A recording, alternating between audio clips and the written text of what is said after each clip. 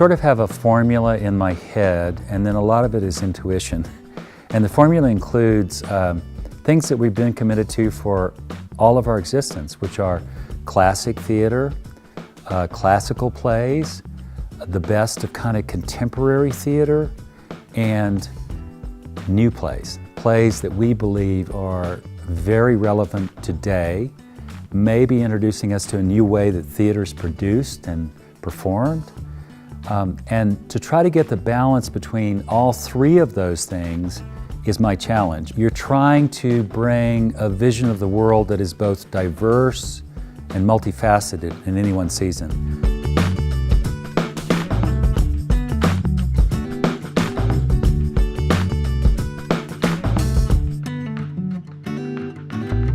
You've got to figure out what that balance is between your family series middle school show, which in this case will be an adaptation of a great novel by Lois Lowry, The Giver, which is still taught all over America in middle schools.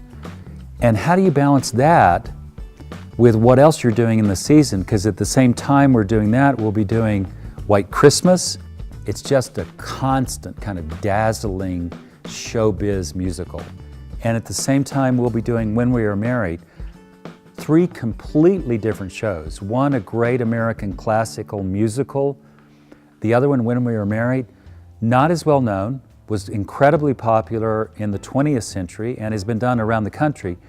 But its premise is something we can all connect to, and that is what happens after you've been married 25 years and you feel you're quite important in the community you live in, and you discover your marriage isn't legal. Would you stay married? Would you marry someone else? Would you worry about scandal first and foremost? And this is a comedy that kind of explores all those questions, guaranteed to make people laugh. You work and work so that you can have pleasure in your spare time? We will have the experience with a weekend with Pablo Picasso, that it'll be engaging and also fun. It's also a great, since the play is written by the performer, Herbert Siguenza, who is one of really the brilliant Latino actors in this country. Phenomenal performer. He plays Pablo Picasso. He shares his life story with us, but he also paints his way through the evening. So who could ask for anything more? You get to see somebody paint, act, and he's written the material. And it's about certainly one of the greatest artists of the 20th century around the world, Pablo Picasso. The play that has been frequently requested at the Denver Center Theater Company in a revival is Fences by August Wilson. It's an extraordinary play. It's quintessentially about an American father and son, African American, in Pittsburgh, which is where Wilson grew up, in the late 1950s. And it was a critical time of change. The civil rights awareness was growing, but you had a whole generation of African American men in the North, in the Midwest, that had overcome some of the racial prejudice of where they lived before, but hit a glass ceiling. A man that was very successful in the Negro Baseball League, but tries to keep his own son out of becoming a professional baseball player because he believes he'll go nowhere.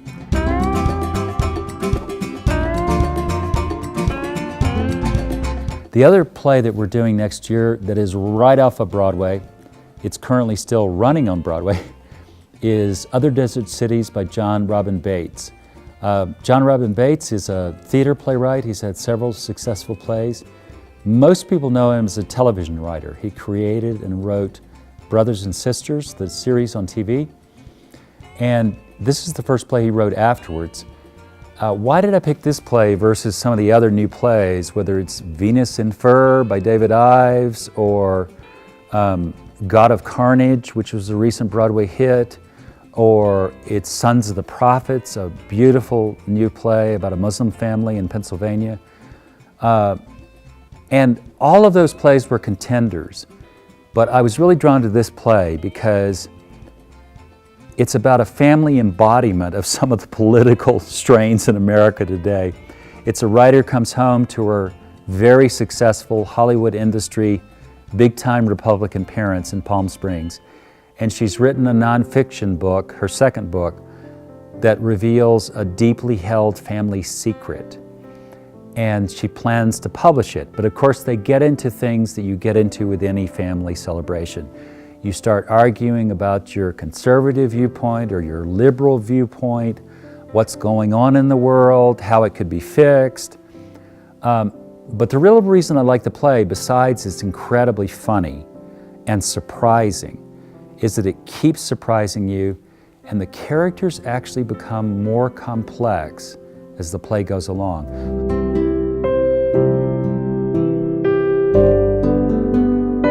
In the next season, we'll be doing Grace, or the Art of Climbing, by a very gifted young playwright out of Yale, Lauren Feldman.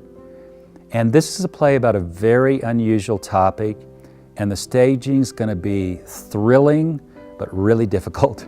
It's about a young woman whose father's had a stroke and her longtime relationship is broken up in 2 days. And she goes into a depression, and then she has to climb out of that depression, which she does by going back to rock climbing, something her father taught her. And she hurdles herself down this path and ends up training to be a champion rock climber. It requires 6 actors who can rock climb, and we're going to do it in the Space Theater, which is in the Round. So that 25, 30 feet from the floor of the stage to the grid, actors are going to be climbing up and down that space. So it'll be very exciting physical theater, but it's also about a young woman's view of the world, and it's a play that I don't think a man would write from that perspective. In the other play we're doing is equally exciting and equally challenging, but completely different. And that play incorporates video, live video, interaction with the actors. That's the only way you can tell the story. It's called Ed Downloaded by Michael Mitnick, another young playwright out of Yale.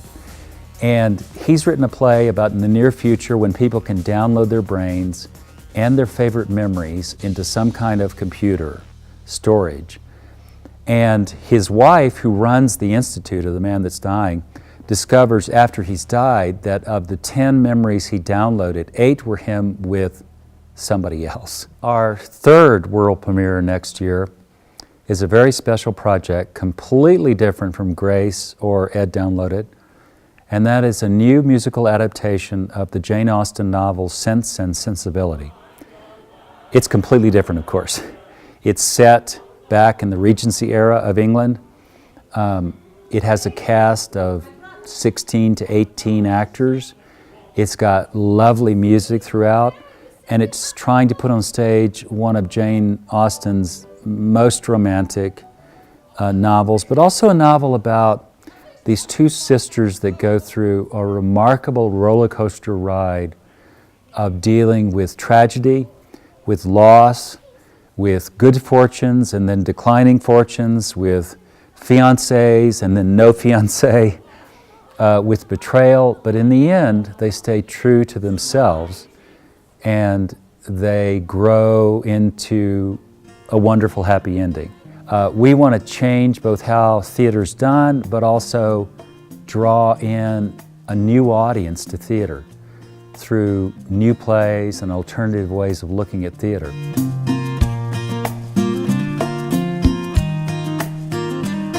I don't think I pick a season based on a theme. I pick a season for the many different stories, both 400 years old and 200 years old and yesterday and today and maybe tomorrow.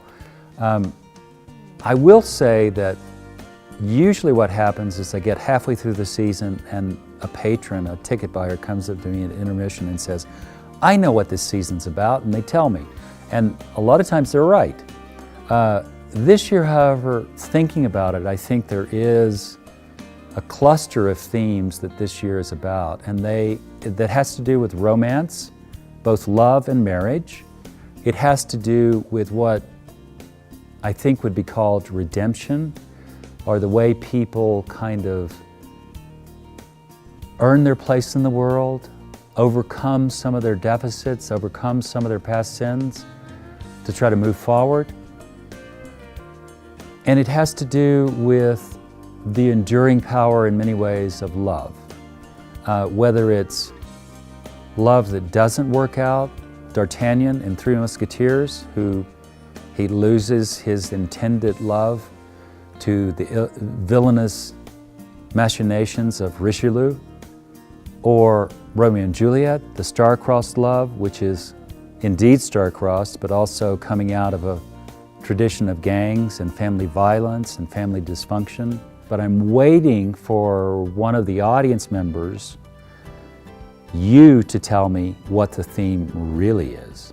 If you want to see thrilling, classical and contemporary stories about people trying to figure out their life, their role in the world, whom they're going to love, how they're going to do that, come and see this season.